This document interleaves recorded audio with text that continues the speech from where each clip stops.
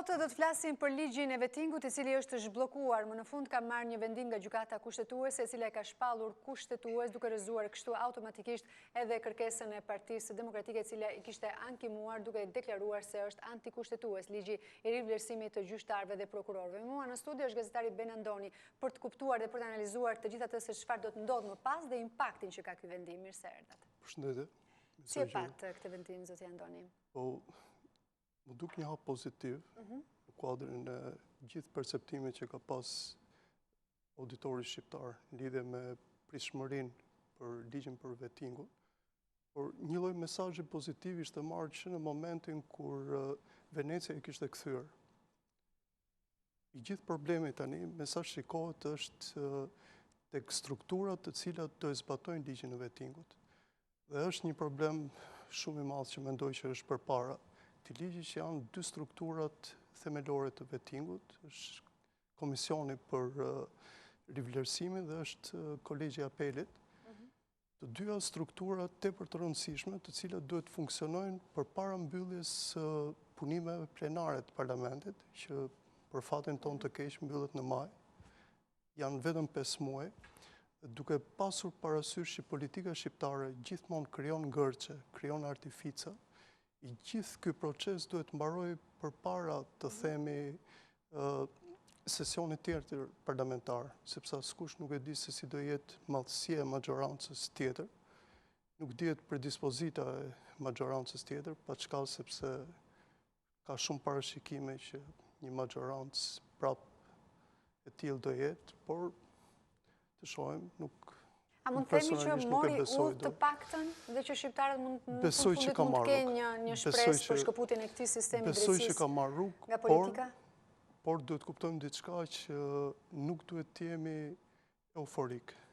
Për arsye sepse është kaq e dëmtuar e gjithë struktura e sistemit tonë të drejtësisë, sa ky operacion që është kaq i thellë, është kaq i menduar, kaq i dëshiruar nga njerëzit, nuk besoj se do japi rezultatet që njerëzit presin. Neve jemi dëshmitar të ekzistencës të strukturave që janë marrë deri tani me gjyqtarët, që është inspektoriati i lartë. Ju e dini se sa vështirë ka qenë për të hulumtuar. Tani ai do asistohet nga strukturat huaja, do marrë atribute të tjera, dhe ne presim që ky institucion deri tani i fjetur, krejtësisht i fjetur, të marrë atribute të tjera, cila mund të hedhë dritë në pasuritë e gjyqtarëve, njerëzve që merren me sistemin e drejtësisë të tjera. Por nga ana tjetër, jemi dëshmitar të modernizimit të keqes në Shqipëri. Çdo të thotë, përvoja e gjyqtarëve dhe kolegëve të tyre jashtë ka bërë që të jenë shumë të mençëm përsa i përket fshehjes së pasurive të tyre. Dhe kjo shpjegon në një farë mënyrë dhe një lloj apatie në duke të gjithë sistemit të drejtësisë, që vjen shumë mirë këto ngërçet e vogla që krijohen dhe kështu, por nga ana tjetër ka dhe një lloj siguri. Nga persona të vjetër, le të themi, nga ata që deri tani këtë po thonin? Nuk e thash më shumë këtë, se sa nuk mund të pritet krejtësisht një pastërti e jashtëzakonshme e sistemit të drejtësisë, sepse është modernizuar aq shumë e keqja, sa të gjitha këto institucione që po krijohen, gjitha këto struktura të reja që po krijohen brenda vettingut e tjera, kanë hapësira, po nga ana tjetër përballen me një të keqe e cila është modernizuar, po ju them, përsa i përket sofistikuar, përsa i përket fshehjes së pasurive, konvertimeve dhe tjera që është shumë e vështirë për të. Për tonin që jemi mësuar me ngërçe që krijon politika dhe keni shumë të drejtë, i referoheni majorancës apo opozitës, sepse deri tani opozita është, le të themi, goditur ose është quajtur ajo që nuk e do. Të dyjave bashkë, për arsye në duke tani është opozita. Në duke është opozita dhe për hir të vërtetës, në disa momente pozicioni i saj dhe kërkesa e vazhdueshme për të krijuar vazhdimisht artifica me reformën e drejtësi e ka treguar, të themi, në pjesën e gabuar. Por nga ana tjetër, përballja e majorancës, përballja shumë arrogante, gjithashtu e bën fajtore. Mos harrojmë që ka një sasi numrash, mandatesh dhe kartonash të konvertuara në kartona, të cilat vendosin. Dhe mund t'ishte të themi më bujare, mund t'ishte pak më e hapur me opozitën. Pa çka neve jemi dëshmitar që nga të dy anët e politikës shqiptare ka njerëz të cilët nuk janë të dëshiruar që kjo reformë të ndodhi. Megjithatë, sot ka pasur, le të themi, të gjitha reagimet ishin pozitive, ishin ligji i vettingut u zhbllokua, tashmë reforma do të bëhet, opozita kjo e keqe që do ta bllokojë gjithmonë, tashmë nuk ka më shans, por ndërkohë opozita ka ngritur shqetësime, le të themi, dhe për dy strukturat e tjera. Në këndvështrimin e saj janë reale, sipas opozitës, ligji i vettingut lejon hapësira që të gjitha organet që bëjnë filtrimin e prokurorëve dhe gjyqtarëve mund të kontrollohen nga ekzekutivi. Sa kohë ky vendim i gjykatës kushtetuese është marrë nga këto organe ekzistence të kësaj drejtësie të vjetër, ku qëndron ai limiti i besimit të njërës apo tjetrës palë? Pse opozita automatikisht e ka gabim? Jo, patjetër që nuk e ka gabim për këtë. Është një element që neve duhet ta mirëbesojmë. Janë strukturat e vogla, tash të quajtura të vogla, që është kjo e pastrimit parave, e informacionet dhe prap institucionet të tjera të cilat janë të varura nga ekzekutivi, të cilat do jenë determinante për këtë ligj.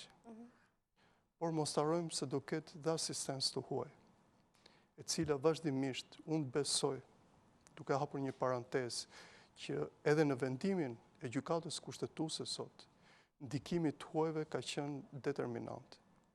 Unë personalisht nuk mund të aprovoj në këtë moment, po jam i sigurt që për pak ka për të dalë në duke prapa skenat se si faktori huaj ka ndikuar që rezultatit ishte i tillë.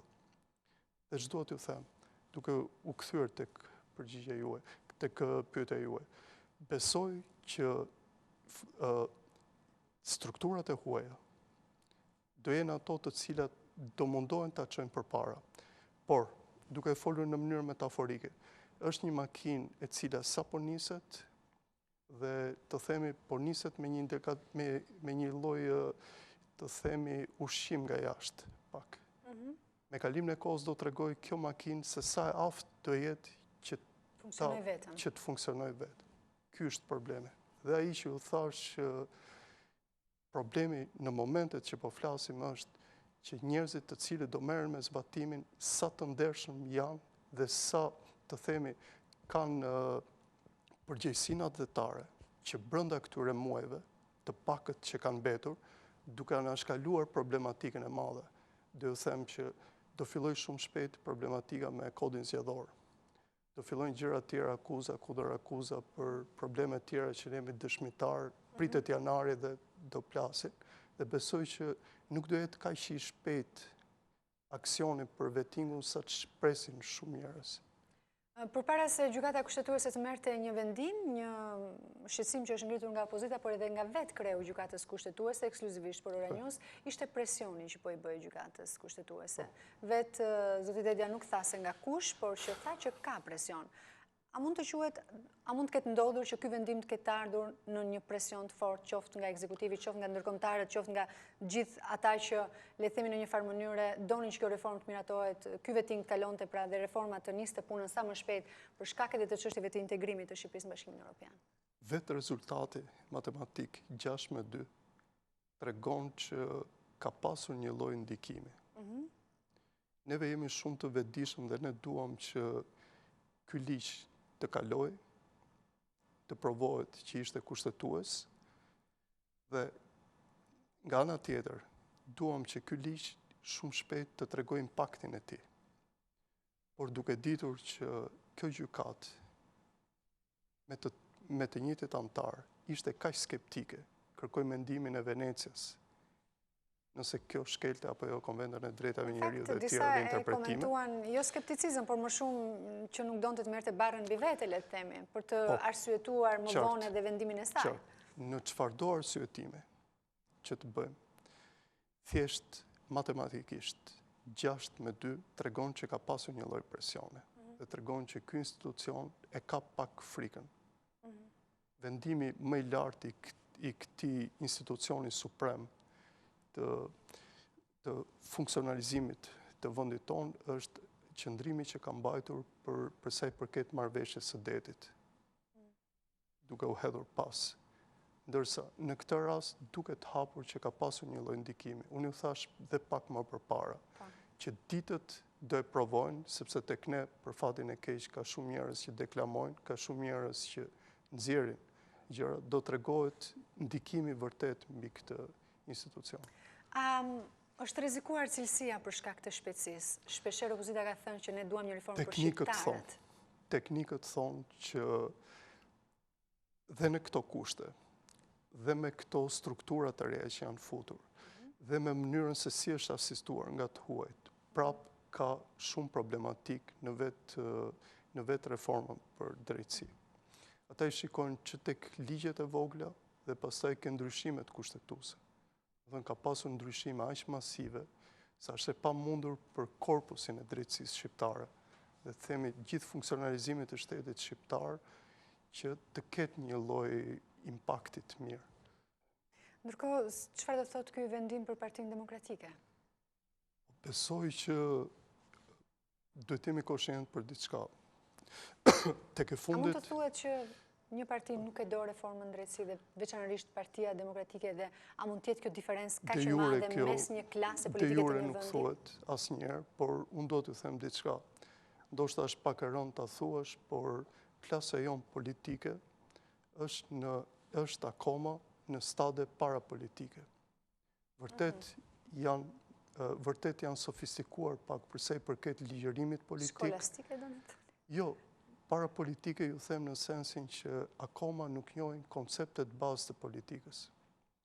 Ka shprehje bazë, ka interesat të cilat nuk këllojnë interesat madhore të atë dheut, ka dhe momente të themi tërheqe nga politika. Neve kemi vite ndryshime legjislacionesh që funksionon gati njësoj. Opozita sulmon egër, nuk bindet asnjëherë, ose nuk gjehet gjua e marrëveshjes qoftë dhe për gjëra të themi që janë shumë të dukshme. Thjesht për hir të asaj të bërit politik për politik. Prandaj them këtë stadi parapolitik. Dhe nuk dua të them këtë, sepse ajo pastaj bie ndesh me sensin atdhetar që ka një parti. Tek e fundit të dyja formacionet që janë në Shqipëri, formacionet kryesore janë formacione që në programet e tyre kanë respektin gjithë funksionalizimit të Shqipërisë, të themi që janë parti anti-Shqipëri. Por, do të kthem ka ajo, që janë akoma me funksione parapolitike. Prandaj, njëshi tek ne vendos dhe shumë herë gabon, sepse mungojnë strukturat e vërteta të partisë, mungojnë të themi elementet të cilët një formacioni politik i japin komplet funksionin demokratik në ekzistencën e vetë. Pasoja për Partinë Demokratike në elektorat apo në marrëdhënie me ndërkombëtarët?